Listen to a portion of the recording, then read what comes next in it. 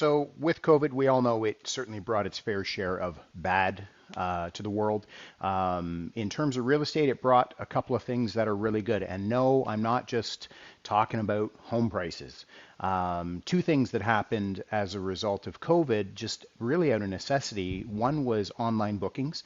Until about 4 years ago, 3 years ago, there were a number of brokerages out there that hadn't invested the effort, time, or money into being able to automate that showing process. So, like the thing that used to really frustrate me was it would be Saturday night, 9 o'clock. I would have a client call me, say, I want to see a house on Sunday morning at 10 a.m., 11 a.m., and you would call in, you would have to go through the after hour service. The after hour service pages the agent.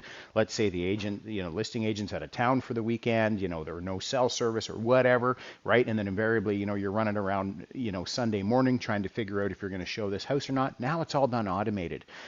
So done an automated system right through the back end of Toronto Real Estate Board, which we can see as agents. And then from there, the seller will get a text and an email. The agent will get a notification that there's a seller or a showing request. Very, very, very easy. The other thing that I really like that COVID brought about in the showing space for real estate is dedicated booking times. All booking times to show a home used to be overlapping. So in the case of a very busy house, something that was priced really well or aggressively, you could show up and honestly there'd be 5 or 10 other agents and their buyers there.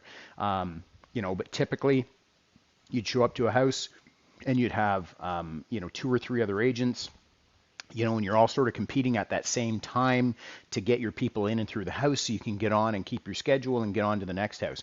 Well, what COVID did is, because of obviously for safety reasons, it made that everybody had a separate booking time. And so booking times now are very, very structured, and you get 15 minutes, 30 minutes, or 60 minutes, depending on, the house, where it's located, what's right for that area. And it's made that very, very structured and very, very easy.